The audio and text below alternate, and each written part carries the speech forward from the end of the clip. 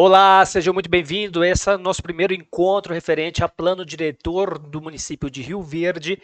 Eu vou ser seu professor, sou o professor Guilherme, e nós vamos abordar aqui alguns conceitos importantes dessa legislação. É importante lembrar que aqui somos um sistema de ensinos, não apenas um curso com videoaula. Nós temos tanto essa videoaula que você vai me assistir, mas temos também recursos como resumo da aula para leitura e também o flashcard para revisão. Esses recursos te permitem a ter um estudo ativo, a ter uma revisão, você pode colocar de 7 em 7 dias, mais efetiva. E para acessar gratuitamente, basta na página da CNE buscar aqui do lado do player algum botão que te leve, portanto, redirecione para esses recursos. Caso você esteja me assistindo pelo YouTube, busque na descrição do vídeo o link da nossa página oficial e ali você vai ter acesso, portanto. Olha só, nós vamos, nesta presente aula, falar sobre o plano diretor. É importante frisar que é inviável estudar totalmente o plano diretor, que não vai cair isso na sua prova. Recordo que na Prefeitura de Campinas, São Paulo, tivemos uma grande aprovação, um concurso muito disputado, tivemos 38 engenheiros aprovados, contando dentro da vagas e fora da vagas no cadastro de reserva. Esse é um número muito expressivo. E assim a gente vai usar a mesma metodologia de lá aqui. Então, dessa forma, a gente sabe o que mais cai em prova de concurso público, então confie no nosso trabalho. Claramente, nós temos uma banca pouco conhecida, vai ser bem desafiante, algumas coisas podem sair fora do planejado, mas a gente tem que ter uma linha de raciocínio, porque caso contrário, a gente nunca vai terminar esse estudo, não é? Então, assim, vamos começar. Olha só, eu vou trazer aqui para você, né, o nosso primeiro estudo, lembrando que essa é a parte 1, vamos ter uma parte 2, e para se encontrar as legislações, você vai entrar no site da Prefeitura de Rio Verde. Dentro da área do aluno, você vai conseguir baixar o PDF dessa aula, e quando você baixar, você vai clicar neste link e vai ser redirecionado. Ou, alternativamente, você pode ir direto lá no site da Prefeitura de Rio Verde. Bom, vamos aqui adiante. Então, o plano diretor é disposto pela Lei Complementar 5318. Esse é o nosso plano diretor do Rio Verde. Olha só, o plano diretor abrange a totalidade do território municipal e será o instrumento básico da política de desenvolvimento e de expansão urbana. Bom, antes de tudo, vamos entender a estrutura de legislação de um município.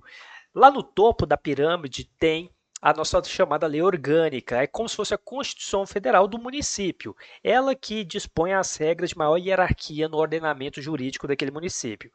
E a lei orgânica vai dispor para o plano diretor alguns objetivos, e aqui estão eles.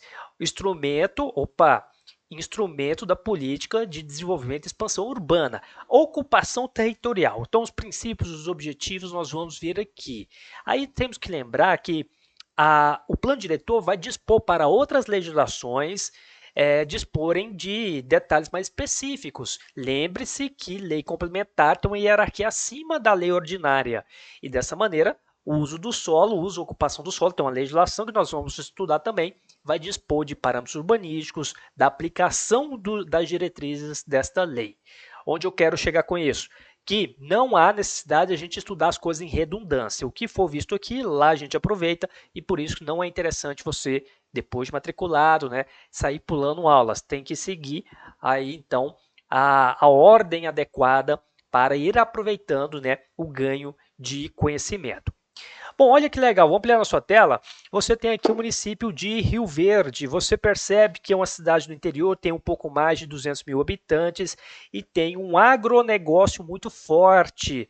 E assim, você vai ver também muita questão ambiental no plano diretor. Tá bom, olha aqui.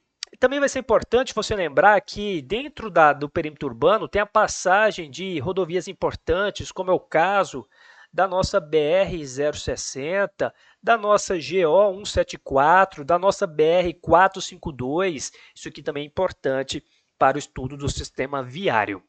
Feitas essas apresentações, vamos começar com a leitura lá no artigo 8º. Este plano diretor rege-se pelos seguintes princípios: justiça social e redução das desigualdades sociais, inclusão social para garantir direitos humanos fundamentais, garantia de acesso a bens e serviços sociais a todos os munícipes, garantia do direito à terra urbanizada, à moradia, ao saneamento básico, ambiental, à infraestrutura urbana, ao transporte, aos serviços públicos, ao trabalho e ao lazer. Justa distribuição de benefícios e ônus advindos da urbanização e universalização da mobilidade e acessibilidade. Bom, vem aqui comigo e preste atenção. O plano diretor, ele não se propõe unicamente a falar como que vai ser o ordenamento territorial. Aqui vai construir residência, aqui vai construir loja. Não é só isso, porque a ocupação do território do município interfere em aspectos sociais. Sistema viário interfere bastante. Se você não leva vias até uma periferia, aquela periferia não se desenvolve. Então, por essa razão, o plano diretor vai muito além unicamente da parte de ocupação do território.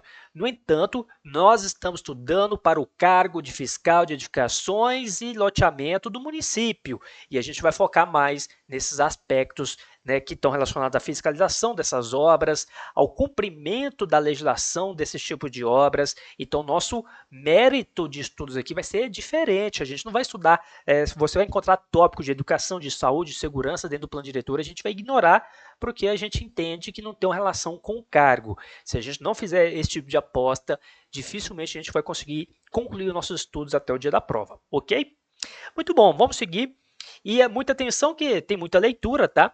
Olha, continua ainda. Preservação e recuperação do ambiente natural construído, sistema de cooperação entre o setor público e privado em atendimento ao interesse social, integração e complementariedade entre as atividades urbanas e rurais, tendo em vista o desenvolvimento socioeconômico do município, descentralização da administração pública através da gestão participativa.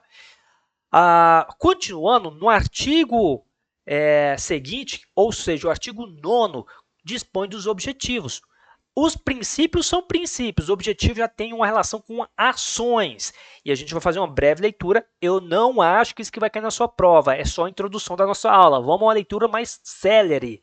Primeiro, ordenar o pleno desenvolvimento das funções sociais da cidade e garantir o bem-estar de seus habitantes. Ordenar o crescimento e implantação de núcleos urbanos através da distribuição adequada da população e das atividades de interesse urbano, de forma a evitar e corrigir as distorções de crescimento da cidade. Terceiro, incrementar a eficiência econômica da cidade através da plena utilização da infraestrutura, equipamentos urbanos e serviços públicos comunitários existentes, evitando sobrecarga e ociosidade, reduzindo o custo de investimentos operacionais dos setores públicos e privados, consequentemente ampliando benefícios sociais. Desenvolver e centralizar o sistema de planejamento municipal, o cadastro de informações urbanas, direcionar a gestão do desenvolvimento urbano de Rio Verde, mediante a coordenação e complementariedade das ações das administrações governamentais e promover, através do serviço público, a melhoria da qualidade de vida da população, de forma a reduzir as desigualdades sociais.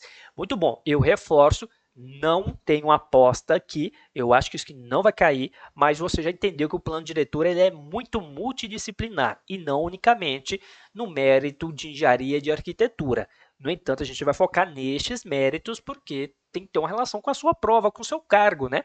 Então, vamos seguir aqui adiante e aqui já começa. Então, veja só, a propriedade urbana cumpre a sua função social quando atende às exigências fundamentais de ordenação da cidade expressa nesse plano diretor, assegurando o atendimento às necessidades dos cidadãos quanto à qualidade de vida, à justiça social e ao desenvolvimento da atividade econômica, respeitadas as diretrizes da lei do Estatuto da Cidade e na legislação urbanística, segundo critérios e grau de exigência estabelecida nessa lei. Bom, vamos aqui destrinchar isso aqui melhor. Propriedade urbana, você está falando de quem? Você está falando do particular. Por quê? Temos função social da propriedade, mas também temos a função social da cidade, que aí é uma visão mais do município, de fornecimento de infraestrutura e tudo mais. Aqui está falando do particular. Como que ele vai cumprir a função social? Se ele atender o plano diretor. E para deixar isso mais descritivo e ilustrativo, eu fiz esse esquema. A função social da propriedade urbana, e aqui você vai abreviar do plano diretor do município de Rio Verde, PDRV, nós temos como pilares atendimento das necessidades dos cidadãos, compatibilidade com a infraestrutura, preservação ambiental e segurança e bem-estar. Se cumprir todos esses pilares, você estará cumprindo a função social da propriedade urbana. E aqui volta mais uma vez aquelas ideias de aspectos sociais. Veja bem, pense que você tem uma enorme gleba e você deixa ela lá quietinha para valorizar muitos e muitos anos. Bom, com o tempo, essa ociosidade do seu terreno passa a prejudicar a vizinhança, a coletividade. Porque, veja, você está morando ali, poderia ter um supermercado, poderia ter ali uma escola para os seus filhos, de tal forma a valorizar a região, mas não, o proprietário está segurando aquela gleba, aquele terreno, aquela quadra, aquele quarteirão quase todo, né? Sem construir nada, né? Só deixando valorizar, e cresce mato, e o pessoal usa lá de maneira irregular. Tem gente que faz vandalismo, tem gente que esconde lá para fazer uso de drogas, enfim, você percebe que a sua propriedade tem que cumprir uma função social. E aqui tem mais ou menos essa visão, a gente vai aprofundar isso um pouco mais. Bom, deixa eu seguir adiante. Artigo 127 diz o seguinte: o Executivo Municipal, na forma da Lei Federal 10.257, Estatuto da Cidade e a Lei Orgânica do Município de Rio Verde, poderá exigir do proprietário do solo urbano não edificado, subutilizado ou não utilizado que promova o seu adequado aproveitamento. Vamos lá, parou aqui, olha só. O município de Rio Verde poderá punir o proprietário de solo urbano não edificado, subutilizado, não utilizado, ok? Vai poder punir se ele não promover o adequado aproveitamento. E aí tem um pouco, né, de relação com o exemplo que eu dei. Se tem a gleba, aquele terreno grande, e não usa, ok, ele não está fazendo o aproveitamento daquilo ali. Claro, vocês têm o direito de comprar terreno e deixar valorizar, mas a partir do momento que aquilo passa a prejudicar a coletividade, você deixa de cumprir a função social daquela propriedade. Então, assim, o município contém prerrogativas para exigir o adequado aproveitamento daquele terreno. Ele pode, essa palavra que é muito importante, pode, não significa que a gleba está lá prejudicando e que o município deve, ela tem a obrigatoriedade de ir lá punir aquele particular. Não é isso, está falando numa faculdade, poderá. E atenção, adequado aproveitamento de solo não edificado, solo subutilizado e não utilizado. Vamos aqui fazer distinções. Você tem lá o seu lote, não tem nenhuma construção, mato crescendo, bicho pra caramba, e aí os seus vizinhos começam a reclamar. Então você tem aí um típico exemplo de solo urbano não edificado. Outro exemplo, você tem o seu lote ali e você fez só uma casinha de cachorro ali, né? Então, basicamente, o lote está vazio, o famoso lote baldio, só tem uma casinha lá. Você pode usar dessa prerrogativa para falar para o poder municipal que, olha, tem uma casinha aqui, está edificado. Não pode, porque essa é uma circunstância de solo urbano subutilizado, ok? Guilherme, e o que seria subutilizado? Menos de 10%, de 15%, de 20% do terreno? Não sei. Porque quem tem que falar é o plano diretor de Rio Verde não disse nada, tá? Então, deixou quieto aí. E o não utilizado, o que seria? Agora seria aquela casa abandonada, né? Tem casa lá, está edificado, mas está abandonada. Então, uma turma aí do mal vai lá fazer vandalismo. Uma turma do mal vai lá fazer uso de droga. Uma turma do mal atrai para lá pessoas que a vizinhança não gosta. Então, é um exemplo de imóvel não utilizado. E também pode, né, o poder público municipal tem prerrogativa para notificar esse proprietário e exigir que ele tome algumas providências para o adequado aproveitamento. Agora que você compreendeu mais ou menos, vamos ver as punições previstas. Olha só, você pode exigir o parcelamento, edificação, utilização compulsórios. Aqui o município vai fazer uma notificação, só que é o seguinte, o município não é poder judiciário, né? O município é poder executivo, então assim ele vai notificar. Se o proprietário não fez, aí agora, porque veja só, olha, vou até apagar tudo aqui, olha essa palavra, sob pena sucessivamente, ou seja, primeiro vai para esse, notifica, não deu, vai para esse, imposto predial e territorial urbano progressivo no tempo. Você vai entender que esse aqui é o IPTU. IPTU progressivo no tempo. O que significa? Que progressivamente você vai aumentando o PTU daquele proprietário para incentivá-lo então a tomar as providências de mudanças de aproveitamento. Então, você pode aplicar o IPTU? Pode, mas primeiro tem que notificar, você não pode chegar direto no IPTU progressivo. Não funcionou? Não funcionou? Então vai para o terceiro, que é a desapropriação com pagamento mediante títulos da dívida pública. Aqui já é mais grave, né? E entenda, desapropriação mediante títulos da dívida pública. Não é desapropriação com dinheiro, é com títulos da dívida pública. Isso aqui é terrível, né?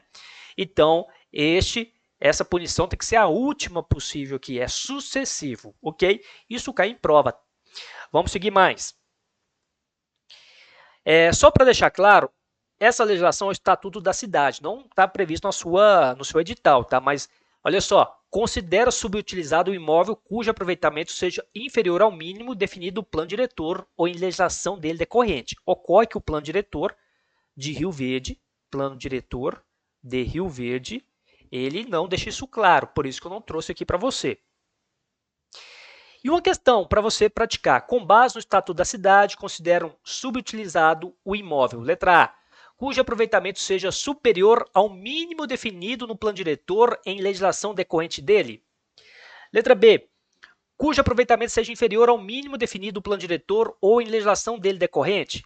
Letra C, cujo aproveitamento seja superior ao máximo definido no plano diretor ou em legislação dele decorrente.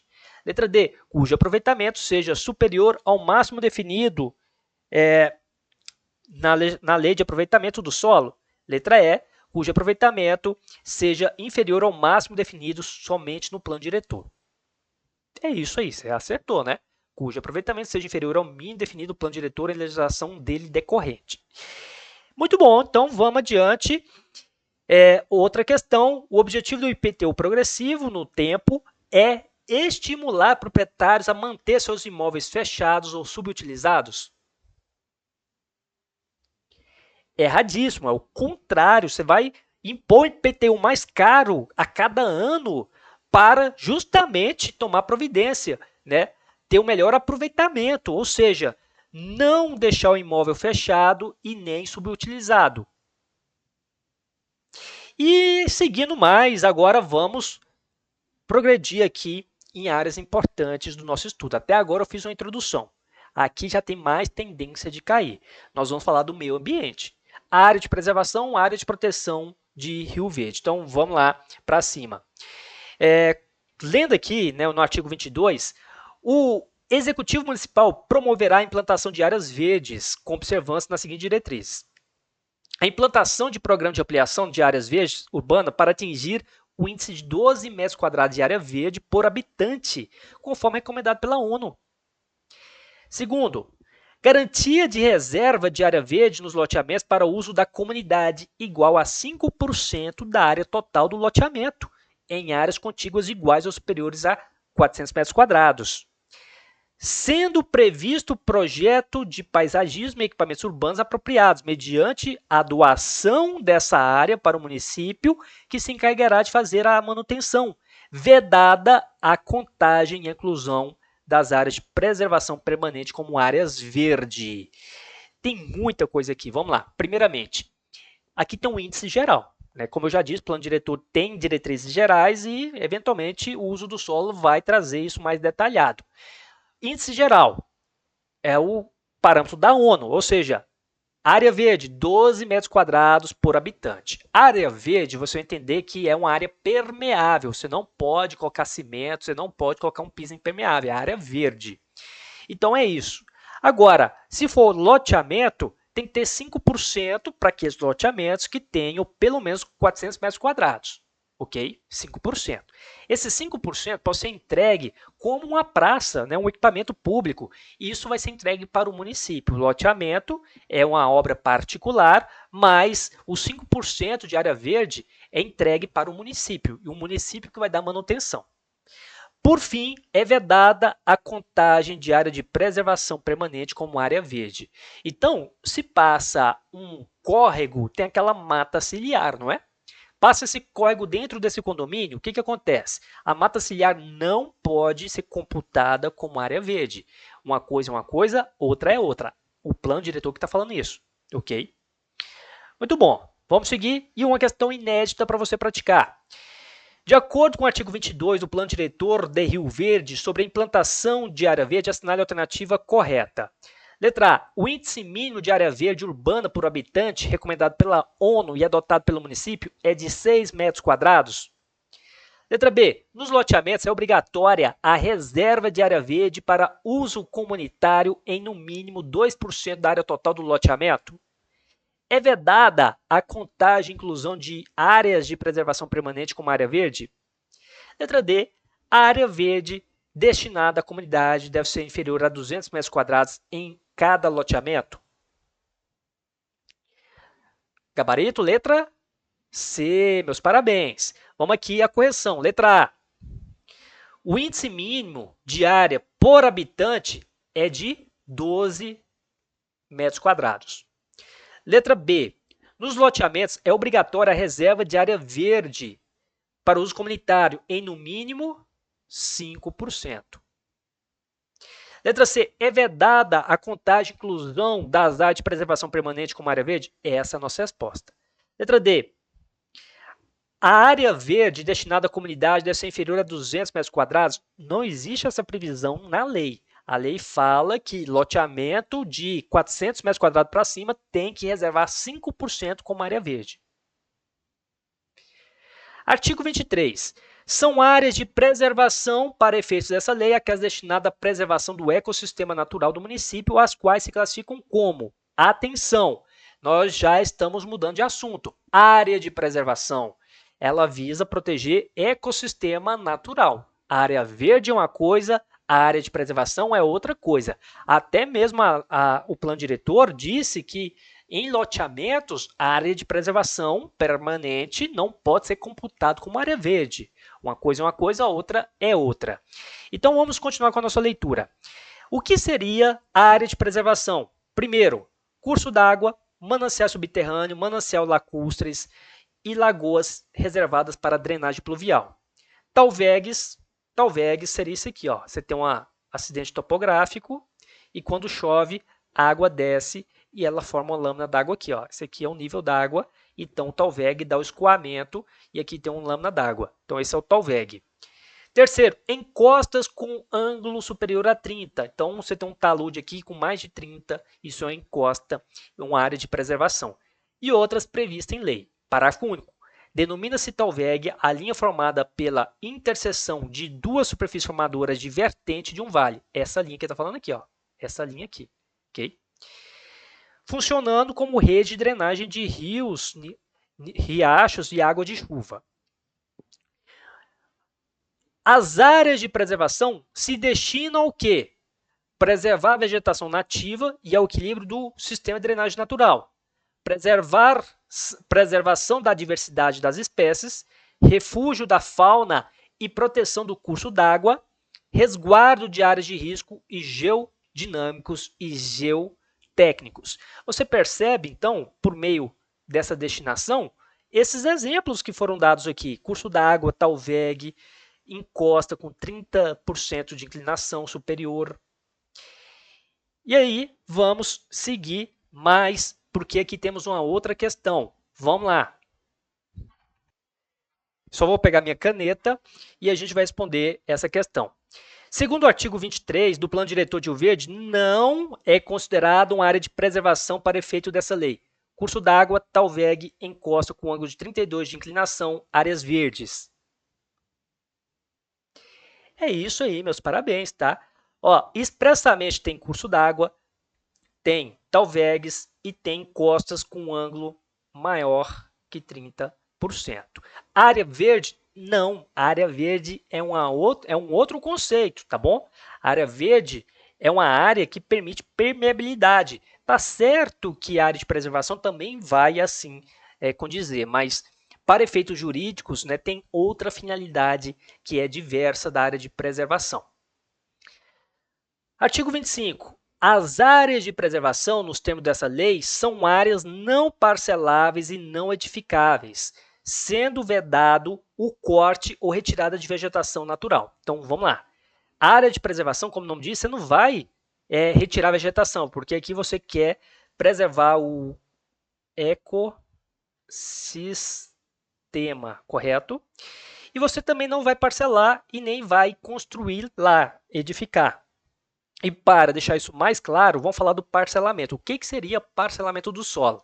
É a subdivisão de gleba em lotes mediante loteamento ou desmembramento. Então, nós temos duas modalidades. Vamos começar aqui com o loteamento. Imagine que você, né, passou no concurso, está com grana e você comprou esse terreno todo aqui, certo? Esse terreno aqui é todo seu. Só que é o seguinte, essa via que está aqui não existe. Esses lotes também não existem. Você só tem o terreno. Aí você quer fazer um loteamento. O que você decidiu fazer? Construir essa via e assim fazer esses lotes aqui. Isso daqui que você fez se chama parcelamento do solo, só que ele é na forma de loteamento. Por quê? A criação de novas vias ou ampliação das existentes. É o que aconteceu. Agora, olha só.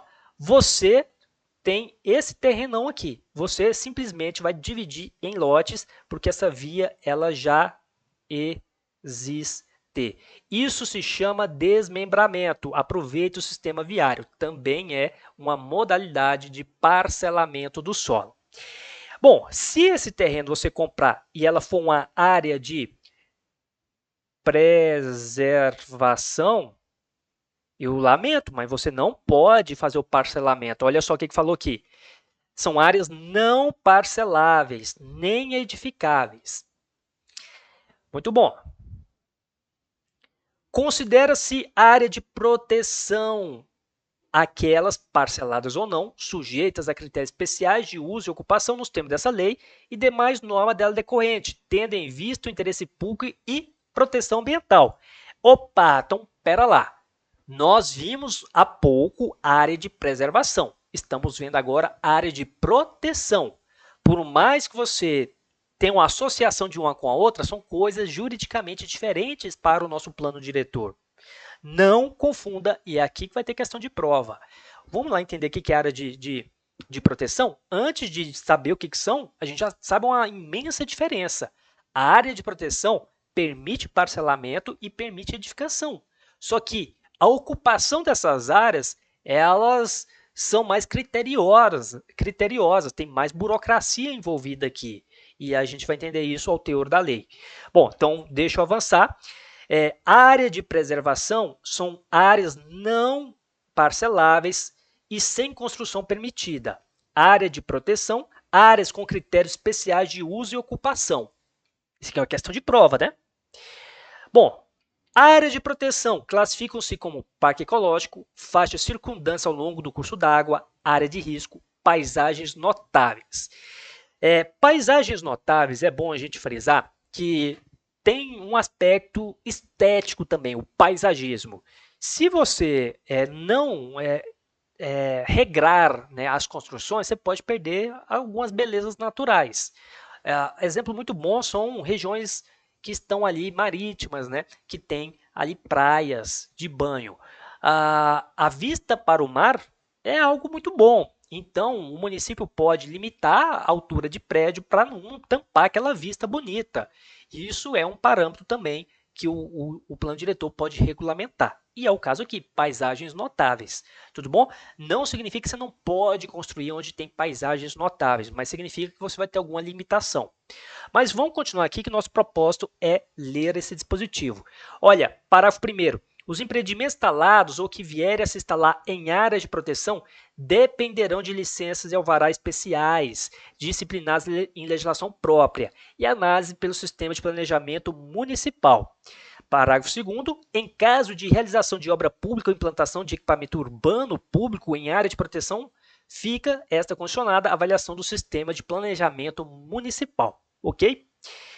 Bom, questão para você praticar. Segundo o plano diretor de Rio Verde, é expressamente vedado qualquer parcelamento do solo na condição de parque ecológico, faixas circundantes ao longo do curso d'água, área de risco, encosta com ângulo superior a 30% de inclinação. Questão excelente, né?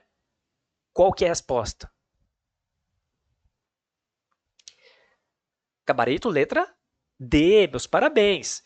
Veja, todos esses casos aqui, ó, A, B, C, nós temos típico exemplo de áreas de proteção. Podem ter até regras específicas que impedem certos parcelamentos. Só que não há uma previsão expressa de vedação ao parcelamento. Agora, encostas com ângulo superior a 30% já é um caso de área de preservação. E esse aqui sim, tem uma expressa vedação ao parcelamento no plano diretor de Rio Verde. Então, não caiam nessas pegadinhas, e aí eu reforço que nós temos aqui um sistema de ensino. A videoaula é essa, acredite, você está entendendo, mas você não está retendo, isso se chama estudo passivo, e associado a isso a gente oferece infraestrutura para o estudo ativo. O estudo ativo são revisões. O resumo da aula, você vai ler daqui a 7 dias, e também o flashcard, que aí é onde você vai exercitar o decoreba, né? E assim você tem acesso a isso já neste momento, tá? Mas vamos continuar aqui. Então, resumo, né? A área de preservação é prevista no artigo 23, que são curso d'água, mananciais subterrâneos, lacustres, lagoas reservadas para drenagem pluvial, talvegs, encosta com ângulo superior a 30% de inclinação e outras previstas em lei. A área de proteção, parque ecológico, faixas circundantes ao longo do curso d'água, área de risco, paisagens notáveis. Agora eu quero ler os dispositivos que trazem essas definições. É uma partinha chata, mas a gente precisa passar por isso. Porque o que é um parque ecológico? Eu não sei. Tem que ver juridicamente o que representa para o plano diretor. E esse é o nosso papel. Considera-se como parques ecológicos as áreas verdes de notável valor natural destinadas a uso público e aquelas em acelerado processo de degradação ambiental, assim instituídas. Considera-se área de risco aquelas sujeitas de fato ou potencialmente a sediarem ou serem atingidas por fenômenos geológicos naturais ou induzidos, bem como aquelas que já tenham sofrido efeitos danosos de degradação do solo por extração ou por processo de urbanização predatória. Então, eu posso construir em área de risco? Pode. Só que você vai apresentar um laudo de estudo onde, pelo menos, tem obras que minimizam os riscos e assim se torne viável, tá? Tanto é que no artigo 32 diz: para fins de planejamento e ações administrativas, as áreas definidas como de risco classificam como área de risco potencial, incidência em terrenos não ocupados, área de risco efetivo, incidência em terrenos já parcelados, ocupados ou não, que sofreram grandes modificações da paisagem natural, decorrente de ações lesivas praticadas pelo homem ou em decorrência de fenômenos naturais. Continuando. Parágrafo único. Considera-se área de risco geológico para essa lei. O que então é área de risco geológico? 1. Áreas passíveis de deslizamento em decorrência de ações antrópicas. Antrópicas é a ação do homem. Ou de fenômenos naturais, que possam causar danos pessoais ou materiais, considerada a inclinação e a natureza do solo. Áreas sujeitas a inundações.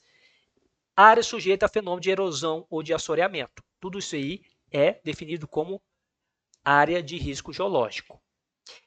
Aí, continuando, porque no artigo 34 diz: o parcelamento de glebas que contenham área de risco em quaisquer das suas modalidades dependerá da elaboração de laudo geológico geotécnico. Então, atenção, se vir a questão lá, uma alternativa falando não se pode parcelar em área de risco, está errado, porque aqui está me dizendo que o parcelamento em área de risco se sujeitará a uma elaboração de laudo geológico geotécnico. Aí, se tornar inviável, né, o parcelamento, aí não pode, mas não tem uma expressa vedação na lei. É isso.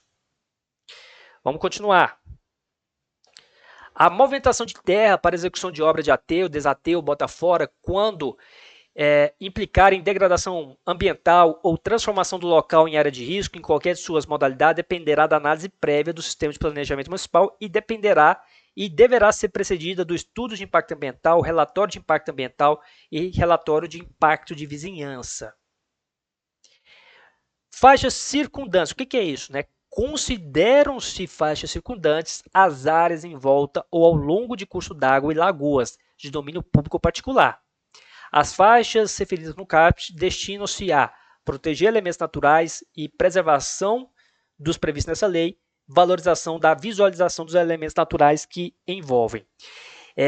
O plano diretor não dispõe de uma largura. A faixa circundante é 15 metros, 10 metros, não tem aqui, tá? Então, basicamente é isso aí que você leva para a sua prova no que diz a respeito do plano diretor.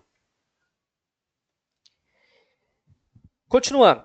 Nas áreas estratégicas para visão panorâmica de paisagem, em virtude da sua localização, seja decorrente de cota altimétrica ou de outros fatores que possibilitem a apreciação da beleza paisagística, não serão permitidas edificações que venham constituir barreiras ou comprometer os ângulos visuais naturais ou que permitam sua descaracterização.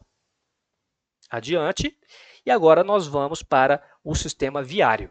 Então, nós vimos a parte de meio ambiente, agora vamos para o sistema viário, que eu acho que aqui tem o maior potencial de cobrança no que diz respeito a plano diretor.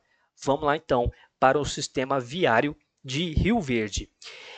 Vamos lá. O planejamento do sistema viário tem por objetivo cumprir a função de estruturar a malha urbana, garantindo fluidez de tráfego, readequar a hierarquia funcional da malha, o redesenho das vias e de priorizar a sua utilização pelo transporte coletivo, pelos pedestres, pelos ciclistas e do acesso controlado a atividades econômicas em suas margens. O sistema viário, a malha viária está aqui. A malha viária do município de Rio Verde é composta de via expressa, eixo central, via perimetral, alameda, via coletora, via local. Eu diria que aqui tem 80% de chance de virar uma questão na sua prova. Isso aqui cai muito. Bom, vamos lá. Por que tem 1, 2, 3, 4, 5, 6? Porque existe uma hierarquia de lá para cá. Você vai entender que neste aqui nós temos um tráfego mais intenso, mais pesado. Aqui temos um tráfego mais leve. Aqui oferece mais mobilidade. Aqui oferece mais acessibilidade.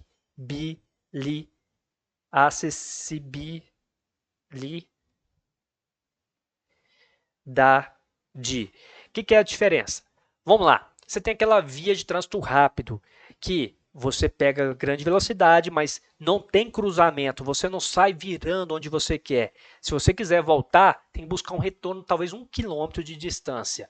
Isso é uma via, é um exemplo de uma via que te proporciona mobilidade, que é um deslocamento rápido. Por outro lado, não te dá muita autonomia no seu deslocamento. Você só vai onde dá, você só faz o retorno daqui a 1 km.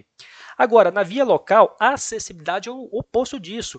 Você tem velocidade baixa e ali você consegue acessar uma casa, um lote. Se você quiser na esquina virar à direita, virar à esquerda, você consegue. No próximo quarteirão tem outra esquina, tem outra esquina. Então você tem muita autonomia do seu deslocamento, você tem uma baixa velocidade, você tem muito acesso aos imóveis. E isso se chama acessibilidade. Então você vai perceber que lá na via expressa, o objetivo é mobilidade. Lá na via local, o seu objetivo é acessibilidade. E as coisas são opostas. O que oferece muita mobilidade vai oferecer baixíssima acessibilidade. E o contrário também. Intermediariamente é um conceito intermediário. Bom, tem várias vias aqui, nós vamos destrinchá-las, mas antes eu trouxe um resumo. Isso aqui eu criei e vai te ajudar. Via expressa, eixo central, via perimetral, alameda, via coletora, via local. Este é o sistema viário de Rio Verde. Vamos lá. A via expressa tem um tráfego intenso e liga regiões importantes da cidade. O acesso dele é por vias paralelas, você não tem cruzamento em nível, é tudo por via paralela, né, que são as chamadas marginais.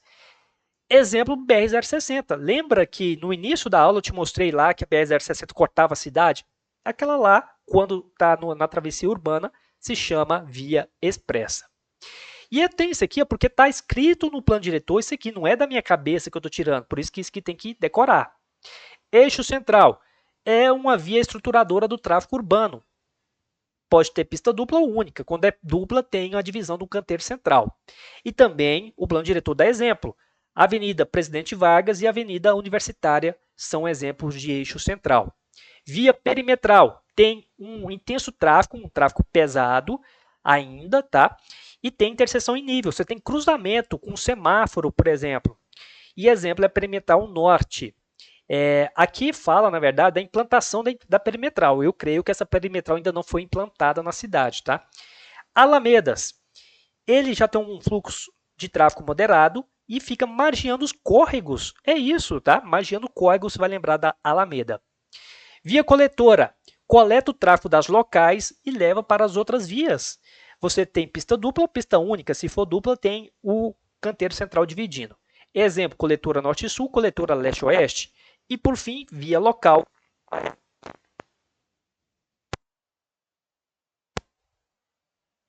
Então, local, circulação local, lento, reduzido. Aqui não tem exemplo no plano diretor, por isso que eu não trouxe aqui. Muito bom. Agora, o que acontece? Esse resumo foi o que fiz. A gente precisa ler a lei, porque lá tem palavras que trazem efeito na prova. Então, você vai encontrar no artigo 65, parágrafo 1º, aqui. Via expressa. Vamos começar com ela. São vias de fluxo intenso de veículos que possuem interseção de nível e em nível, proporcionando maiores velocidades que cumprem como principal função as ligações entre regiões das áreas urbanas, subdividindo-se nas categorias. Primeira categoria são vias de fluxo intenso de veículos possuindo apenas interseção de nível com acesso às atividades econômicas por meio das vias paralelas. E a segunda categoria são vias de fluxo intenso de veículos possuindo interseção de nível em nível, ok? Não ficou muito bom essa redação aí, ela está meio confusa, mas olha só, a BR-060 está aqui, esse aqui é o nosso shopping dos Buritis, e você percebe que aqui eu tenho a via, né, com velocidade elevada, mas aqui, por que seja pista simples, mas ela tem aqui a pista duplicada com o canteiro central dividindo. Mas perceba só essa parte aqui, tá vendo? Você está aqui, você passa aqui, correto? Então, se eu quiser ir no shopping, né, eu vou ter que pegar alguma via aqui e fazer o retorno. E ter que passar por baixo desse viaduto, ok? Isso aqui se chama interseção em desnível.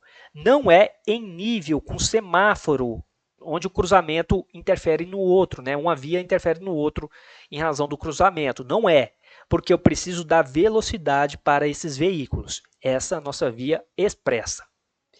Agora, eixo central é uma via estruturadora do tráfego urbano atendendo a circulação geral urbana com pista dupla, com canteiro central ou pista única no sentido duplo de tráfego.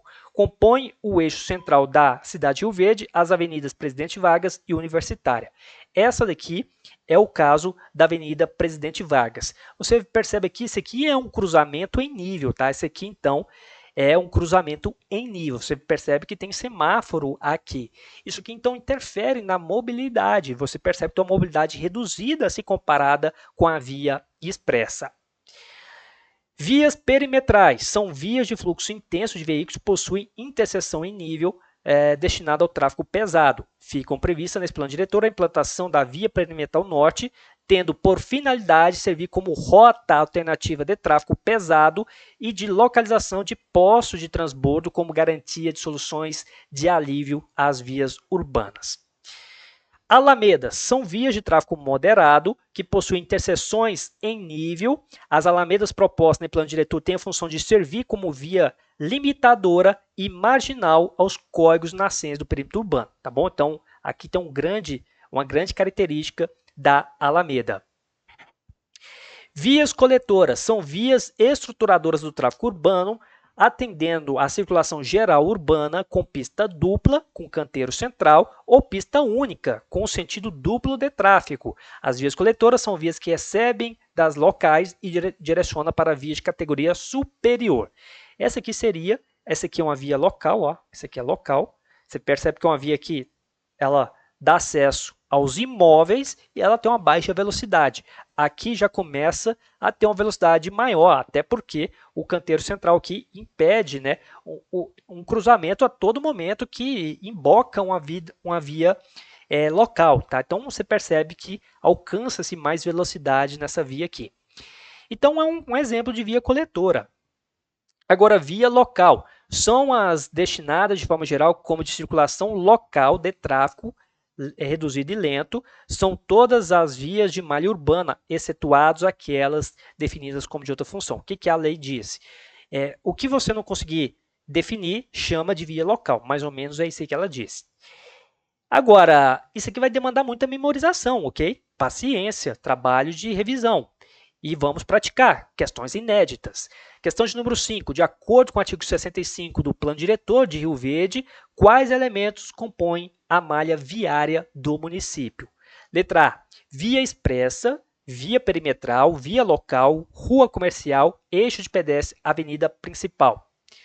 Letra B. Eixo central, via perimetral, ruas coletoras, ruas locais, alamedas, via de pedestre. Letra C. Via expressa, eixo central, via perimetral, alameda, via coletora, via local. Letra D. Eixo central, via secundária, via local, rua histórica, vias rurais, alamedas. Qual é a resposta? Qualquer coisa, pause o vídeo. Vou mostrar. O gabarito é letra C. Via expressa, eixo central, via perimetral, alameda, via coletora e via local. Muito bom. Adiante. Sobre as alamedas na malha viária de Rio Verde, marque a alternativa correta. Letra A. São vias de tráfego intenso com interseção desniveladas. Letra B. São marginais aos córregos e nascentes com tráfego moderado e interseções em nível. Letra C. São exclusivamente destinados ao transporte coletivo. Letra D. Não possui função definida no plano diretor. Gabarito, letra B. São vias marginais aos córregos nascentes com tráfego moderado e interseção em nível. Este é o conceito do plano diretor. Próxima questão. Qual a principal função das vias perimetrais conforme o plano diretor de Rio Verde? Letra A. Atender exclusivamente ao tráfego de bicicleta. Letra B. Servir como rotas alternativas para o tráfego pesado e aliviar as vias urbanas. Letra C. Conectar áreas de lazer e praças públicas. Letra D. Ser vias de circulação exclusiva de ônibus urbanos. Letra B. Essa aqui foi mais de boa, né? Então, via perimetral serve como rota alternativa para o tráfego pesado e alivia as vias urbanas. Muito bom. Questão de número 8. O eixo central da malha viária de Rio Verde é composto por apenas avenidas residenciais do bairro Primavera? Letra B. As avenidas Presidente Vargas e Universitárias. Letra C. As vias marginais aos córregos urbanos. Letra D. BR-070. Essa daqui exige mais, né? Gabarito, letra B, porque você teve a aula aqui, tá quentinho, mas depois você pode esquecer. Faça a revisão, ok? E lembrando que lá no perímetro urbano, nós temos a BR-060. Essa aqui foi só uma pegadinha, tá? E outra coisa, a BR-060 é uma via expressa. Então, cuidado, tá? Para falar via expressa e colocar uma BR-070 e depois uma BR-060 e você não saber. Então, tem que lembrar que é a 060. E continuamos na próxima parte. Então, esta foi a nossa parte 1 do plano diretor. É uma aula experimental, aberta, gratuita. A próxima parte em diante já vai ser para alunos matriculados. Embora nós tenhamos aí a parte dos alunos, você que está aqui de fora consegue acessar a revisão desta aula e também os flashcards desta aula também. Espero muito que você se torne aluno nosso, acesse o nosso site para conhecer melhor e vamos junto nessa jornada. Do mais, é isso. Eu sou o professor Guilherme, nós somos CNE Concurso e nós transformamos vidas por meio da educação.